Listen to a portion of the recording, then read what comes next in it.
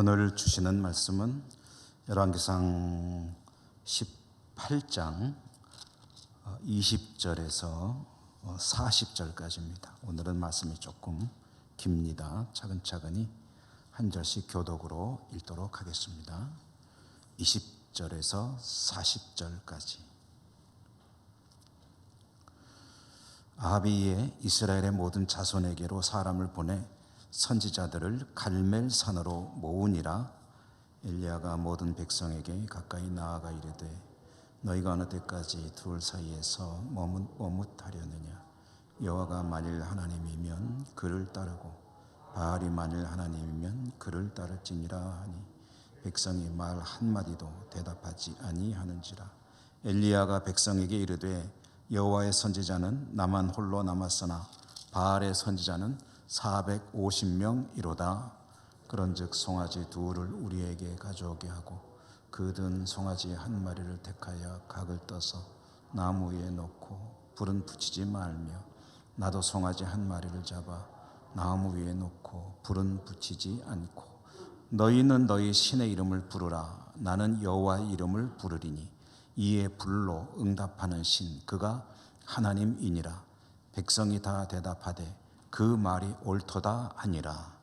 엘리야가 바알의 선지자들에게 이르되 너희는 많으니 먼저 송아지 한 마리를 택하여 잡고 너희 신의 이름을 부르라. 그러나 불을 붙이지 말라. 그들이 받은 송아지를 가져다가 잡고 아침부터 낮까지 바알의 이름을 불러 이르되 바알이여 우리에게 응답하소서 하나 아무 소리도 없고 아무 응답하는 자도 없으므로 그들이 그 쌓은 제단 주위에서 뛰놀더라. 이르러는 엘리야가 그들을 종하여 이르되 큰 소리로 부르라.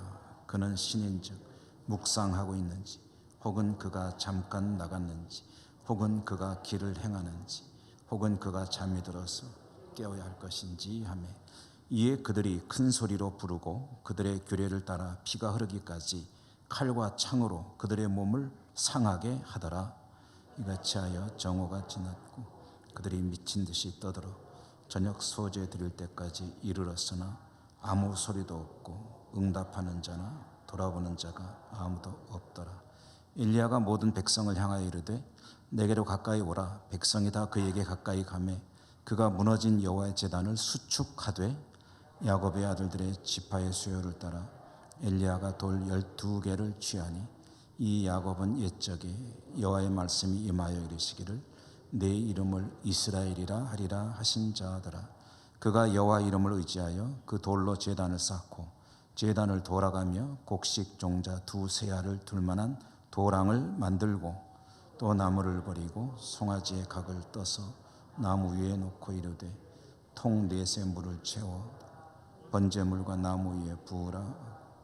또 이르되 다시 그리하라 하여 다시 그리하니 또 이르되 세 번째로 그리하라 하여 세 번째로 그리하니 물이 제단으로 들어오르고 도랑에도 물이 가득 찼더라.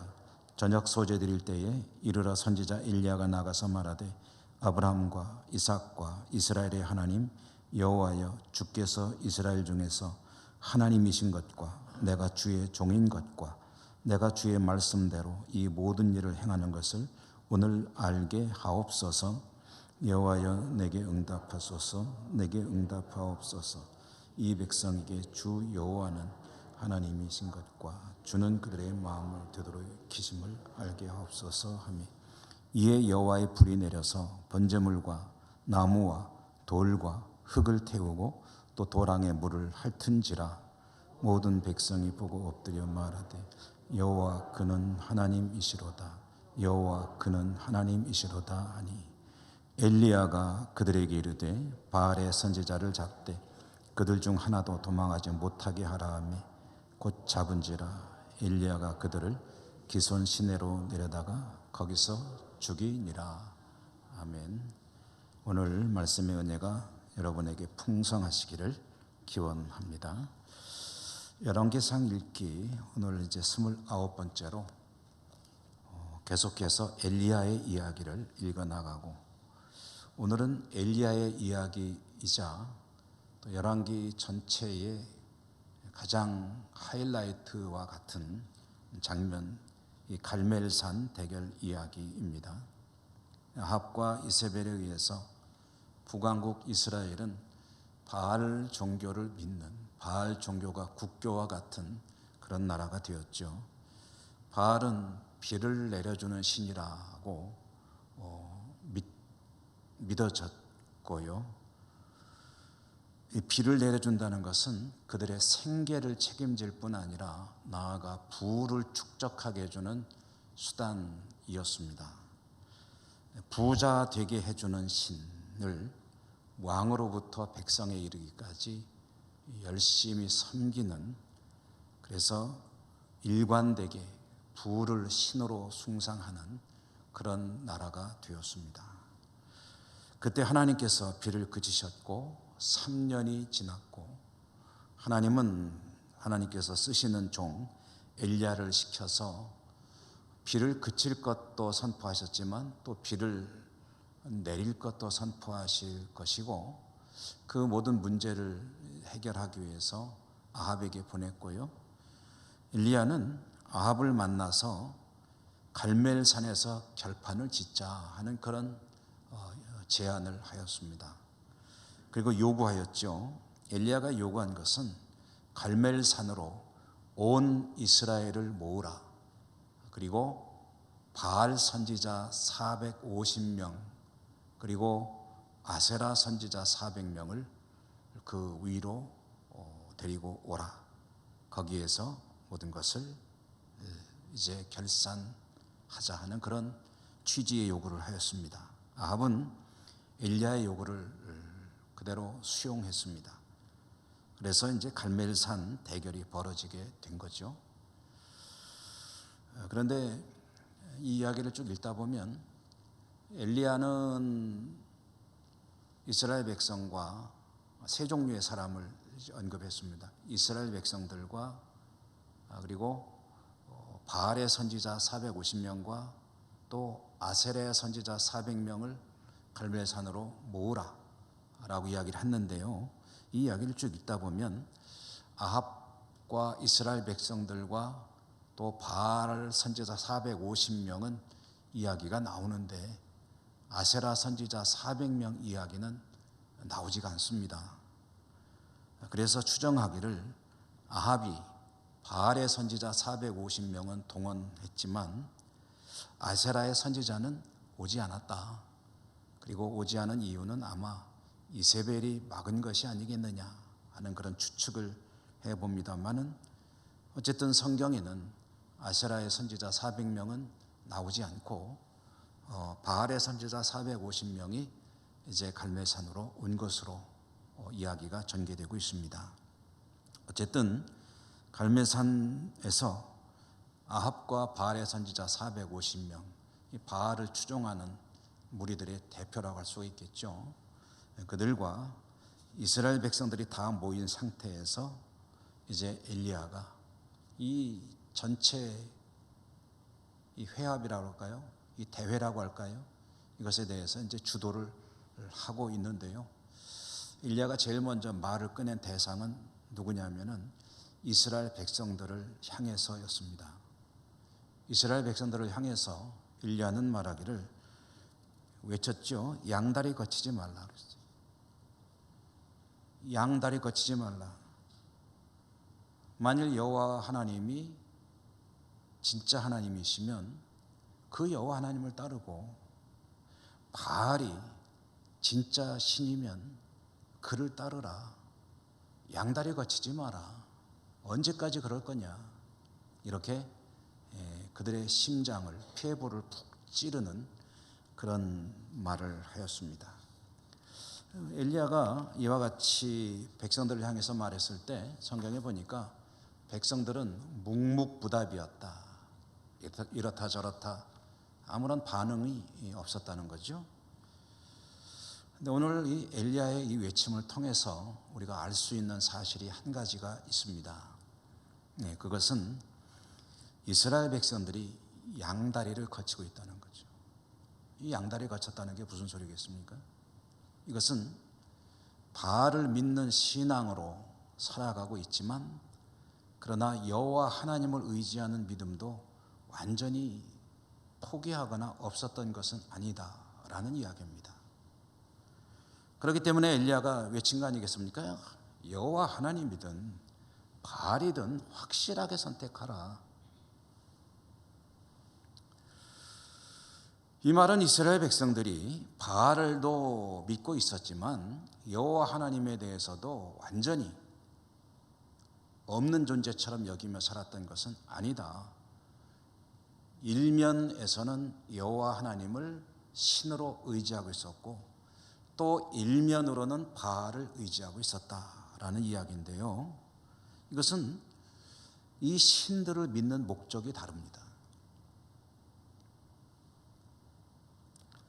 바알은 어떤 목적을 가지고 믿느냐 하면은 부를 가져다 주는 신으로 믿습니다. 그러니까 여호와 신은 어떤 목적으로 믿느냐 하면은 성경에 대개 보면 하나님에 대해서 자주 나오는 표현 중에 하나가 만군의 여호와, 전쟁에 능하신 하나님.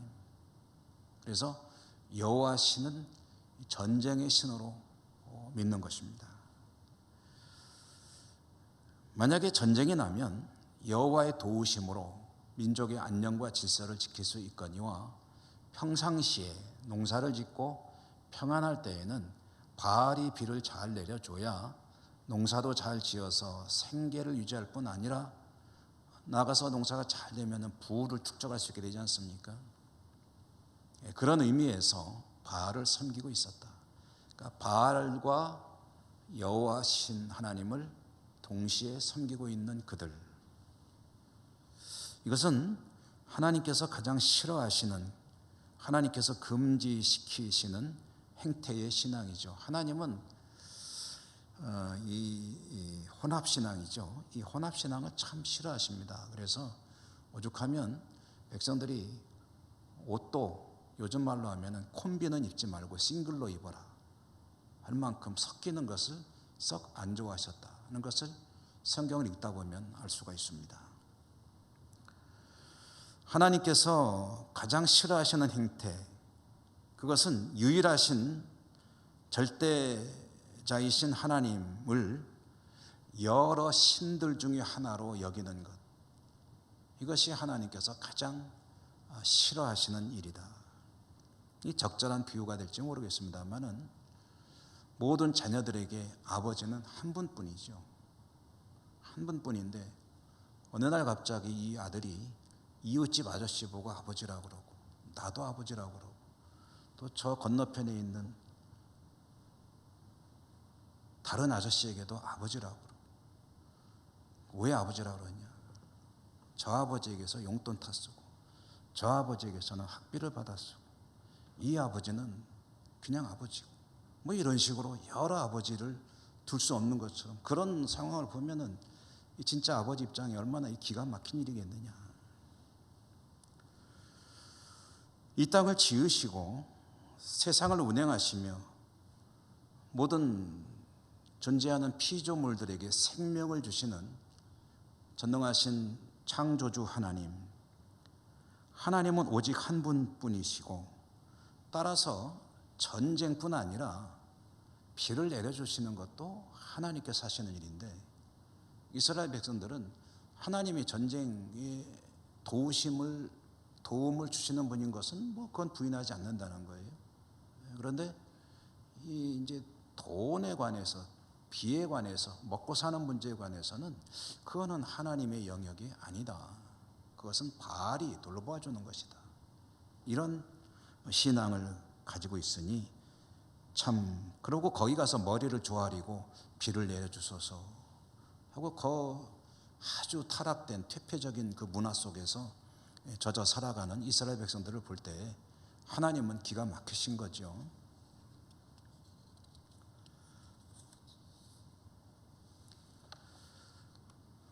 그래서 그들의 혼합신앙에 대해서 오늘 이 갈멜살 대결을 통해서 확실하게 신이 어떤 분이냐 하는 것을 밝히겠다는 것이 엘리야의 전체적인 이 일의 계획이고, 그들에게 말하는 거죠. 언제까지 양다리 걸치고 둘 사이에서 머뭇거리겠느냐. 만약 너희들의 생각대로 바알이 정말 신이라고 한다면 거기 가든지, 여호와 하나님이 신이라고 그러면 여호와 하나님을 잘 섬기든지 둘 중에 하나를 택해야 될 것 아니냐 하는 그런 메시지를 던진 것이죠. 이 사실을 밝혀내는 그런 방법을 엘리야가 제시합니다. 오늘 여러분 같이 읽으셨는데, 그것은 제물을 2마리의 송아지를 선택을 한다. 이제 각각 한 마리씩 가지고 이제 제사를 지내자는 거죠. 송아지 2마리씩을 각각 제물을 삼아 제사를 지내는데, 제사를 지낼 때는 제단이 있고 거기에 나무가 있고 나무 위에 제물을 잡아서 보통 성경에 보면 각을 뜬다라고 하는데, 이것은 이제 이 제물을 부위별로 이제 분해를 하는 것을 말합니다. 통째로 올려놓는 게 아니고 여러 곳 분할을 해서 이제 조각조각 내가지고 그것을 이제 번제단 위에 올려놓고 나무로 불을 태워서 이제 연기가 하늘로 올라가면 그게 이제 제사를 드리는 거거든요. 자, 그런데 바알을 섬기는 제단과 여호와 하나님을 섬기는 제단을 설치하고, 너희들은 바알 신에게 제사를 지내고 나는 여호와 신에게 제사를 지내겠다. 제사 지내는 방식 하던 대로 하자. 나무 놓고 그 위에 제물을 잡아서 올려놓는데, 다만 한 가지는 평상시와 다르게 한다. 뭐냐? 직접 불을 붙이는 것이 아니다. 평상시에는 이제 제사장들이나 제사를 주관하는 이들이 나무에다가 제물을 놓고 이제 불을 붙이게 되죠. 그럼 불이 붙어서 타오르게 되는데, 오늘은 이제 어느 신이 진정한 신인지를 밝히는 날이기 때문에 신께서 직접 불을 붙이도록 하자 하는 것이 이제 엘리야가 내놓은 방법입니다. 그래서 하늘에서 불이 내려와 직접 나무에 불을 붙여서 제물을 태워서 그 제사를 완성하는 분이 진짜 신이다. 어떠냐라고 하니까 바알의 제사장들이 대답하기 전에 백성들이 다 옳소이다 하고서 말하자면 박수치면서 그게 맞다 하고 이제 동의를 하는 거예요. 지지를 보내는 거죠. 사실 이 군중들의 지지라는 게 굉장한 힘 아니겠습니까?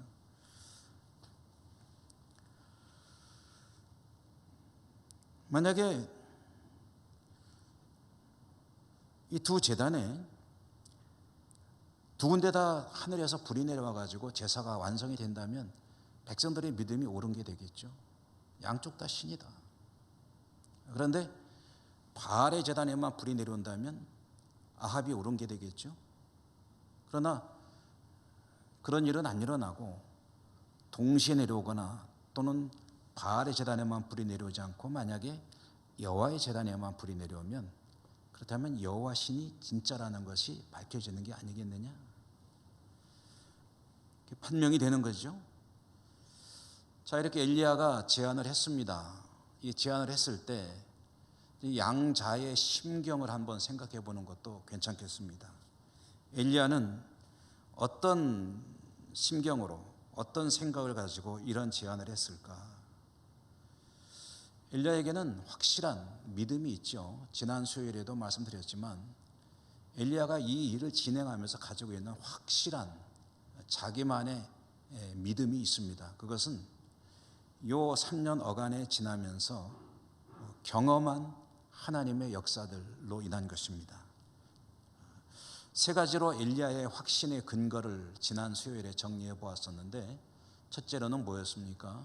하나님이 가서 내가 다시 말할 때까지 비가 오지 않도록 한다라고 선언하여라 라고 했을 때 그대로 했더니 하나님 말씀대로 정말 비 한 방울 안 왔지 않습니까? 하나님 말씀이 그대로 이루어졌다. 이것을 통해서 가장 확실한 그런 믿음을 가지게 되었죠. 하나님의 말씀이 그대로 이루어지더라 라는 사실을 확인한 것, 이게 믿음의 근거입니다. 두 번째로는 이제 도피 생활 중에 그리시네가는 사람이 살 수 없는 곳인데 하나님이 가라 해서 갔더니 거기 하나님이 까마귀에게 명해 놓았더라. 세 번째로는 시돈의 사르밧으로 갔는데 거기 가니까 가장 빈약한 사람을 통해서 일을 하실 뿐만 아니라 시돈의 사르밧이라는 것이 적의 심장부이니까 적지 한가운데 갖다가 놓고서 마치 아합과 이세벨과 바알을 조롱하는 듯한 하나님의 그 역사들, 거기에서 잘 지냈던 그 시간들, 이런 것들이 엘리야에게는 확실한 하나님의 역사에는 조금도 틀림이 없다는 것을 믿는 믿음의 근거가 되었죠. 자, 엘리야는 이런 믿음을 가지고 있습니다. 그런데 바알 선지자들은 어땠을까요? 바알을 섬기는 선지자들도 바알을 섬기면서 이런 신앙적인 어떤 이론과 그것을 확인하는 어떤 경험을 통한 간증이나 이런 믿음의 근거가 있었을까요?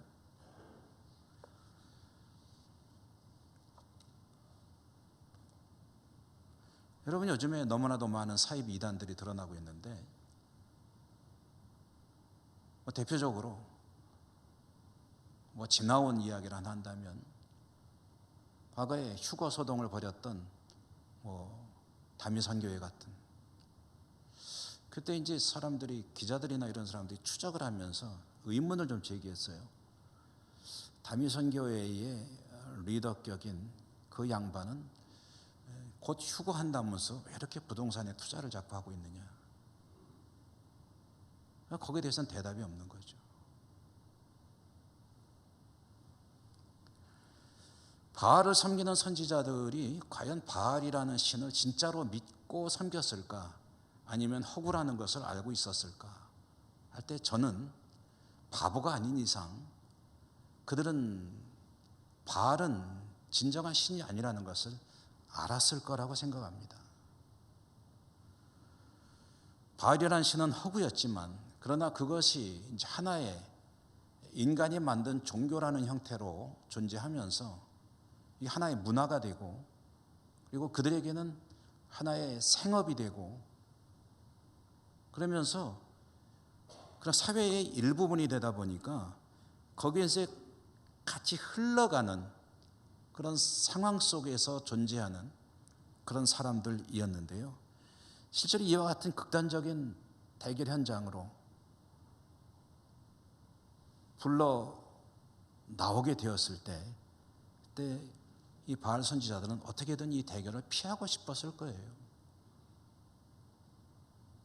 적어도 여호와 신이 어떤 신이냐라는 것은 모르더라도 자기들의 신이 가짜라는 것은 알고 있었을 거라는 거죠. 그렇지만 사람이 사실 자기가 하고 싶은 대로만 할 수 있는 건 아니지 않습니까?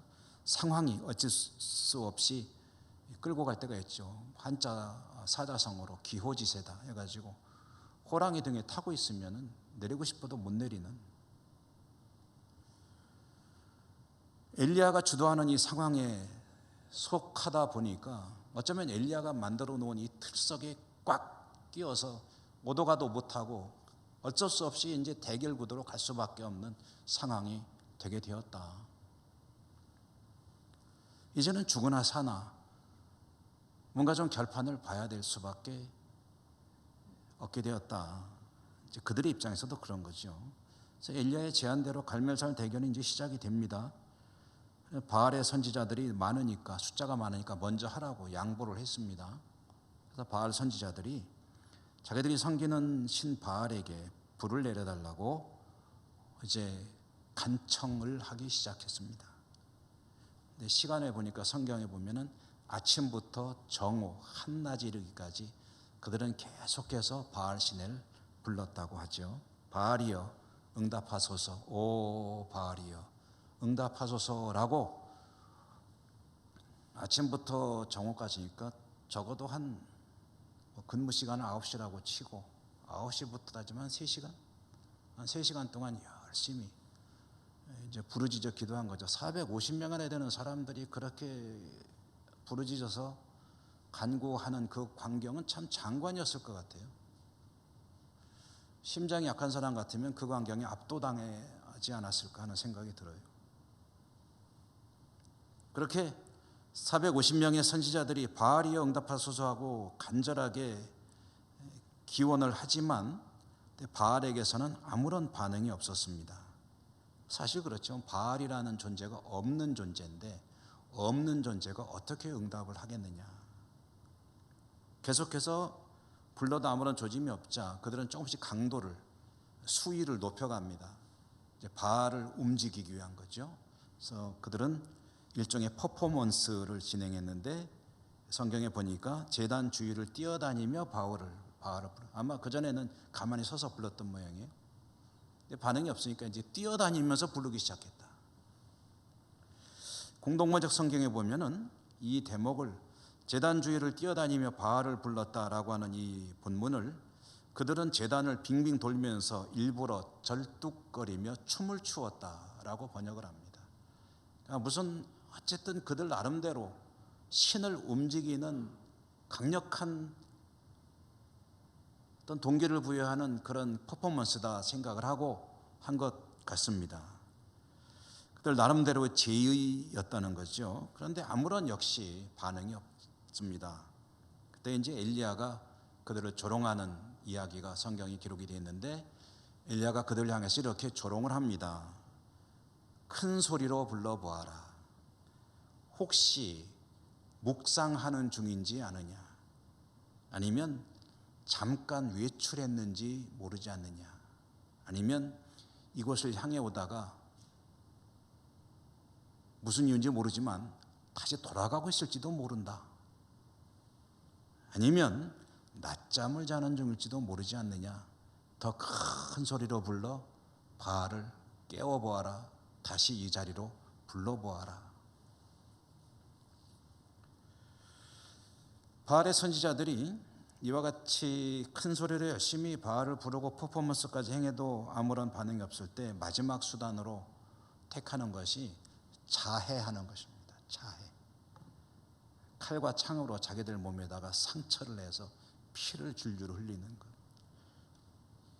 이것은 이교도들이 자주 쓰는 방법이죠. 그리고 성경에 절대 금하도록 한 제사, 인신제사. 이교도들이 자기들이 정말로 국가적인 큰 위기를 당했다든가 다 죽을 지경이 되었다 할 때 쓰는 한 가지 제물이 뭐냐면 가장 사랑하는 것을 바치는. 그게 뭐냐면은 이제 왕이 큰 아들을, 왕자를 제물로 삼는다거나 이런 식으로 해서 이제 인신제사를 드리곤 하는데 제사장들이 스스로 몸에다가 자해를 하고 있다는 것이 이제 일종의 그런 행위가 되겠죠.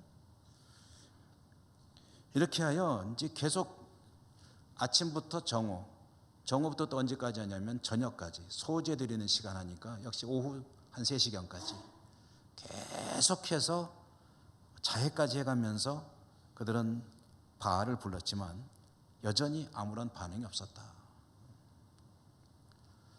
엘리야의 차례가 됐다는 거죠. 그래서 엘리야가 나설 때에 또 제일 먼저 한 행동이 뭐냐면 백성들은 가까이 와라. 백성들을 가까이로 불렀습니다. 이것은 백성들로 하여금 확실히 보라는 의도가 담긴 행동이겠죠. 가까이 와서 눈 똑바로 뜨고 잘 보아라. 그리고 무엇이 진실인지를 깨달으라. 그런 의미 아니겠습니까? 백성들이 가까이 왔을 때 엘리야가 제일 먼저 한 행동, 부른 뒤에 그 다음에 이어진 행동이 뭐냐면 돌을 12개를 취해서 무너진 제단을 수축했다. 제단이 무너졌다는 것은 이건 말하자면 이제 여러분 어떤 의미겠습니까? 이스라엘의 신앙이 무너졌다는 얘기죠. 제단이 무너져 있는 거예요. 이스라엘의 영적인 상태를 보여주는 그런 아주 좋은 이미지가 되겠죠. 무너진 제단을 12개의 돌, 왜 12개겠습니까?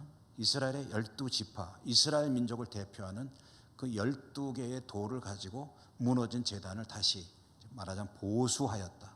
다시 모양을 만들어 놓고 그리고 제단을 쌓은 후에는 뭘 했냐면 제단 주위로 이제 도랑을 팠다는 거죠. 제단이 이렇게 있으면은 그 주위로 도랑을 팠는데 도랑의 사이즈가 얼마냐 하니까 이제 그 두 세아였다. 두 세아. 이 세아라는 단위가 얼마인지 모르는데 공동번역 성경에 보면은 이제 이 세아를 가마니로 번역을 했습니다. 그러니까 보통 두 가마니 정도의 양곡에 들어갈 사이즈 정도의 도랑을 제단 주위로 팠다는 겁니다. 그리고 이제 그 제단에 나무를 놓고 제물을 잡아서 더 위에 나무 위에 올려놓고 또 엘리야가 또 엉뚱한 행동을 하나 하는데요. 그게 뭐냐면 물을 갖다 거기다 붓습니다. 물을 12동이를 갖다 부었습니다. 제단이 있고 나무가 있고 그에 이제 제물을 놓았는데 그 위에다가 물을 부니까 제물이 젖고 그리고 나무가 다 젖고 그리고 그래도 흘러내린 물이 도랑을 가득 채워서 찰랑찰랑하게 되었다. 이것은 어떤 의미를 가진 행동일 것 같습니까?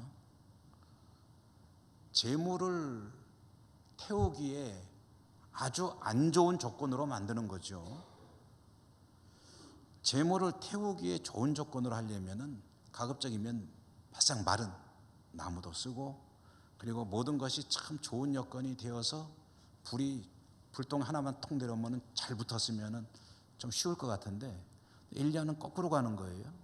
그래서 갖다 물을 붓고 밑에까지 물이 흥건하게 고이게 해놓고 나서 이제 자기가 할 일을 하게 되는데 엘리야의 이 생각은 이런 것으로 이해할 수 있겠죠. 제물이 좀 젖었다고 물이 좀 고였다고 제물을 불태우지 못하는 신이라면 그 신이겠느냐 그런 이야기가 되겠죠. 인간의 상식에 따라 움직이는 것이 아니라 하나님의 능력을 최대한 극대화시키는 그런 상황을 만들어서 하나님을 증명하고 싶은 그런 엘리야의 일종의 의도일 것입니다. 확실하게 하나님이 하나님이라는 것을 보여주기 위한 일종의 또 선택이겠죠. 사실 우리들의 삶 가운데도 그렇지 않습니까? 신앙생활 하면서 우리들이 하나님을 인식하고 깨닫게 되고 좀 더 하나님께 내면으로 향하고 하는 그런 상황이 있을 때는 어떤 데냐면은 평상시에는 별로 그런 동기가 잘 주어지지 않습니다. 일이 잘 될 때는 하나님 생각할 일이 별로 없죠. 일이 잘 안 되고 어렵고 참 까다롭고 도대체 이거는 뭐 길이 없다. 그런 상황에서 하나님을 의지할 때 하나님께서 그 문제를 풀어주심으로 하나님의 존재를 확실하게 드러내시지 않습니까? 말하자면 엘리야의 물 붓는 행위는 그런 것의 일종이다라는 얘기죠. 저녁 소재 시간이 되었습니다. 엘리야가 나섰습니다. 그리고 이제는 그 준비가 다 되었을 때 엘리야가 하나님께 기도하기 시작하는 겁니다. 엘리야는 크게 부르짖지 않았습니다.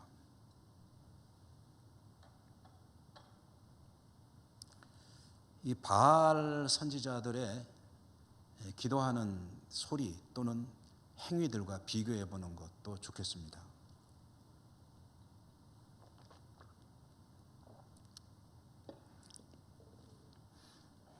성경에 보면 엘리야는 크게 부르짖지 않았습니다.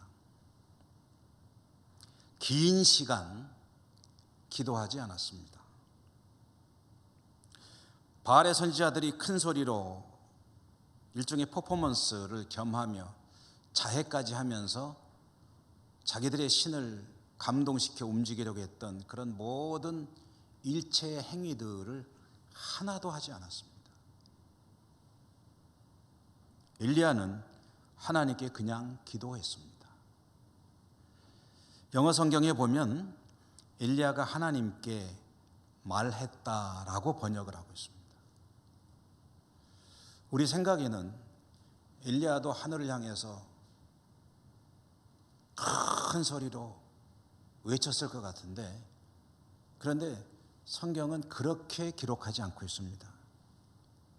외쳤다든가 부르짖었다라고 말하지 않고 하나님께 말했다라고 기록을 하고 있습니다.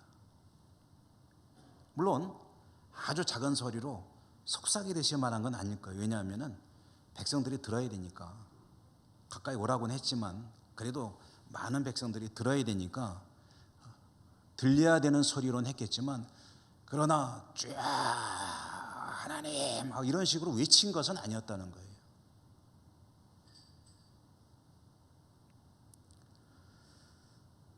하나님께 대화하듯이 엘리야는 이렇게 말을 했습니다. 그것이 엘리야의 기도였습니다. 성경에 나온 내용을 우리 식의 언어로 조금 가다듬어서 말해본다면, 하나님, 아브라함과 이삭과 야곱의 하나님 여호와여, 이제 하나님이야말로 이스라엘의 하나님이시고 저는 하나님의 종이며 하나님의 말씀을 좇아 이 일을 하고 있음을 모든 이들이 알게 하십시오. 응답해 주십시오, 여호와 하나님. 그리하심으로 이 백성으로 여호와 하나님께서 진정한 하나님인 것을 깨닫게 하시고 그들이 하나님께 돌아오게 하십시오. 이렇게 기도했습니다. 성경이 기록한 이 내용으로 보면 엘리야의 기도는 그리 길지 않았어요. 똑같은 내용을 반복해서 하지도 않았습니다. 그런데 이렇게 하나님 앞에 말씀하듯이 기도하자 하늘에서 불이 내려왔다. 불에 내려온 불은 젖은 나무와 재물을 다 태웠을 뿐 아니라 도랑을 찰랑찰랑 흐르고 있던 물까지 다 말려버렸다. 온 백성들이 이 광경을 보고 납작 엎드렸다고 그러죠. 그러면서 그들이 외치기를 여호와 하나님이 참 하나님이십니다. 여호와 하나님이 하나님이십니다. 라고 반복해서 외치고 있었다. 이제 그들도 인정하게 되는 거죠. 그리고 그 뒤에 나오는 이야기는 이제 엘리야가 450명의 바알의 선지자를 데리고 와서 다 참하였다 하는 그런 이야기인데요. 오늘 우리가 읽은 본문의 스토리는 여기까지입니다. 그 뒤에 이제 엘리야와 아합의 이야기는 조금 더 계속되게 되는데요. 오늘 스토리는 여기까지만 보겠는데, 이 말씀 속에서 기도 이야기만 잠깐 드리고 마치도록 하겠습니다. 기도라는 것이 어떤 이것만이 진짜 기도의 모범이다라고 말할 수 있는 어떤 일정한 틀은 없습니다. 모든 기도는 다 하나님께 드려질 때 유효한 것이겠지만, 오늘 엘리야의 기도를 통해서 또 바알 선지자의 기도와 대비해 볼 때에 참된 기도가 무엇이냐 할 때 정말 중요한 요점, 포인트 한 가지를 우리가 깨닫게 됩니다. 그것은 엘리야의 기도는 오랫동안 기도한 것 아니었다. 큰 소리로 기도한 것 아니었다. 요란한 퍼포먼스가 있었던 것 아니었다.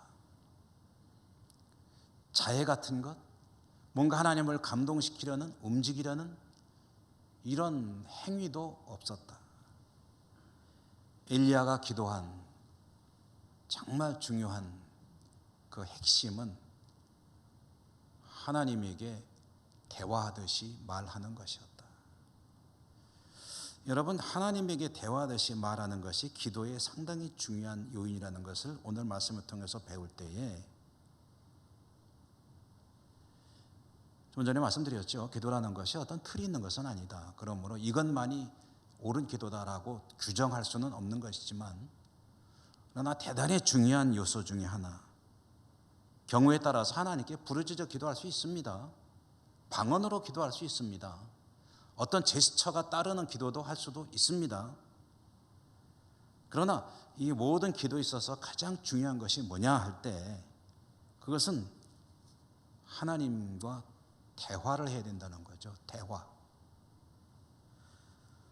대화라는 것은 다른 말로 하면 소통입니다.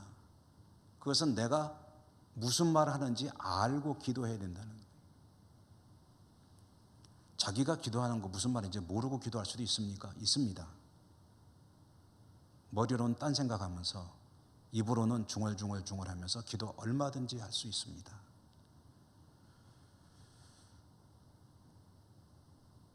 방언 기도 같은 경우에 사도 바울은 고린도 교회에 보내는 편지에서 방언의 은사를 받았으면 반드시 함께 구해야 될 것이 있다. 뭐냐? 통역의 은사를 구해라. 방언으로 기도를 아무리 오래 하더라도 자기가 무슨 말인지 모른다면 그게 무슨 의미가 있겠느냐. 그러므로 방언으로 오랫동안 기도하느니 나는 차라리 소통이 되는 말로 잠깐 기도하겠다.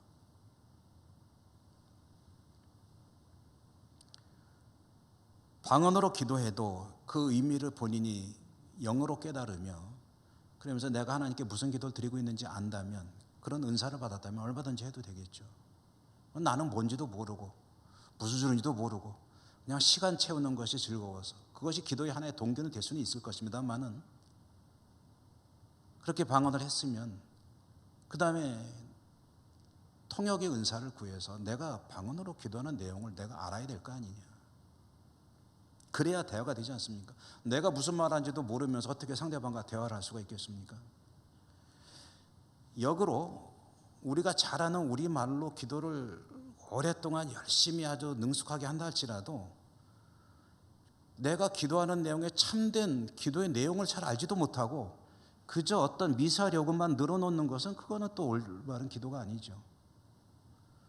여기서 말하는 것은 내가 구하는 것에 대해 그것이 나의 마음속에서 우러나오는 것이어야 하고 그 의미를 잘 알고 있을 뿐 아니라 그 결과에 대해서도 잘 예상할 뿐 아니라 하나님이 들으실 때 정말 마음에서 우러나오는 기도로구나, 본인이 알고 하나님이 알 수 있는 그런 기도를 드려야 된다라는 것을 엘리야의 기도를 통해서 우리는 배우게 됩니다. 본인이 기도하는 내용을 잘 알아야 된다는 이유가 세 가지 정도 있습니다. 첫째로는 뭐냐면 내가 무슨 기도를 했는지 알아야 하나님이 응답하셨는지도 알 수가 있죠. 하나님은 다 응답하셨는데 자기가 구한 게 뭔지 모르면 이게 하나님 응답인지 아닌지 어떻게 알겠습니까? 두 번째로는 자신이, 제가 말씀드리죠 자주, 기도했으면 기도에 책임을 져야 됩니다. 하나님 한 해 동안 성경 일독하게 해주십시오라고 기도했으면 자기가 성경을 들고 읽어야 돼요. 자기는 성경은 펴지도 않으면서 하나님 성경 일독하게 해주세요 그러면 하나님이 어떻게 하라는 소리예요. 전도 10명하게 해주세요 그러면 기도 제목을 내놓았으면 전도 10명을 하기 위해서 애를 써야지. 전도할 것은 아무것도 안 하면서 하나님 10명 저에게 붙여주세요, 이건 기도가 아닙니다. 하나님 앞에 올바른 봉사생활, 헌금생활 하길 원합니다 하면은 하면서 하나님께 기도를 해야지.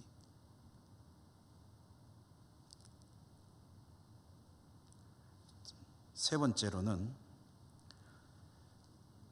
의미를 알아야 내 기도가 올바른 기도인지 아닌지를 알 수 있을 거 아닙니까? 2시간 동안 열심히 입으로는 떠들었는데 막 말을 했는데 근데 무슨 말 했는지 아무 기억에도 없고, 그러면 내가 무슨 기도를 어떻게 한 건지, 바른 기도였는지 아닌지를 어떻게 압니까? 긴 시간 기도하지 않고 큰 소리로 기도하지 않고 멋있는 방언으로 기도하지 않더라도 내 마음속에 있는 진짜 하나님께 드릴 말씀들을 잘 정돈해 가지고 그래서 하나님 앞에 계신 것 같은 생각을 가지고 말씀드리는 것이 진짜 기도의 중요한 요소 중에 하나라는 것이죠. 그렇게 기도할 때 우리는 내 기도에 대해서 따르는 책임지는 삶을 살 수 있고 하나님께서 응답해 주실 때 그걸 잘 아는 그런 복된 영적인 열매를 거두는 그런 삶을 살게 될 것입니다. 여러분들에게 그런 은혜가 풍성하시기를 주님 이름으로 축원합니다. 은혜로우신 하나님 감사합니다. 열왕기 이야기를 읽어가며 저희들은 그 속에 들어있는 하나님께서 주시고자 하는 많은 음성들을 듣고 또 교훈들을, 메시지들을 찾아내고 있습니다. 오늘도 갈멜산 위에서의 대결을 통해 들은 이 이야기들이 우리의 신앙을 가다듬고 바로 세우고 하나님 앞에 복된 모습으로 살아가는 성도의 삶으로 이끌어가는 능력의, 믿음의 역사가 될 수 있도록 축복해 주옵소서. 예수님 이름으로 감사하고 기도드립니다. 아멘.